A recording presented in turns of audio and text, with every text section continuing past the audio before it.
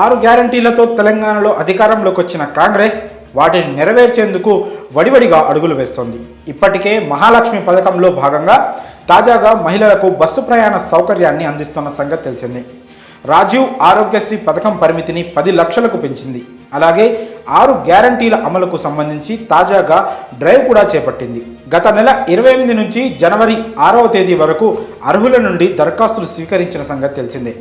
అధికారంలోకి వచ్చిన 100 రోజుల్లోపే హామీలను అమలు చేస్తామంటూ పేర్కొన్న కాంగ్రెస్ సర్కార్ ఇప్పుడు ఆ మాటలను నిలబెట్టుకునేందుకు ప్రయత్నాలు చేస్తోంది.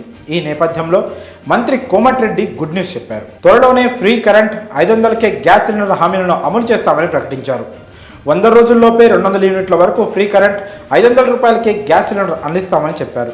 ముఖ్యమంత్రిగా రేవంత్ రెడ్డి ప్రమాణ స్వీకారం చేసిన 2వ రోజే 30 లక్షల మంది మహిళలకు ఉచిత బస్సు ప్రయాణం అందించారు. రాష్ట్ర అక్కా చెల్లెళ్ళు ఆనందంతో బిడ్డల ఇంటికి, దేవాలయాలకు ఎక్కడికి కావాలంటే అక్కడికి వెళ్ళి వస్తున్నారు. ప్రతిరోజు 10 కోట్ల రూపాయలు భారం పడుతున్నా భారంగా భావించడం లేదు సర్కార్. మా అక్కా చెల్లెమ్మలకు రోజు 200 నుండి 300 మిగులుస్తున్నాం. ఆరోగ్యశ్రీ పరిమితిని పెంచామంటూ వ్యాఖ్యానించారు మంత్రి. అధికారంలోకి వచ్చిన వెంటనే ఫ్రీ కరెంట్, గ్యాస్ సిలిండర్లు 2 నెలలు లేదా 100 రోజుల్లోపే అమలు చేస్తామన్నారు.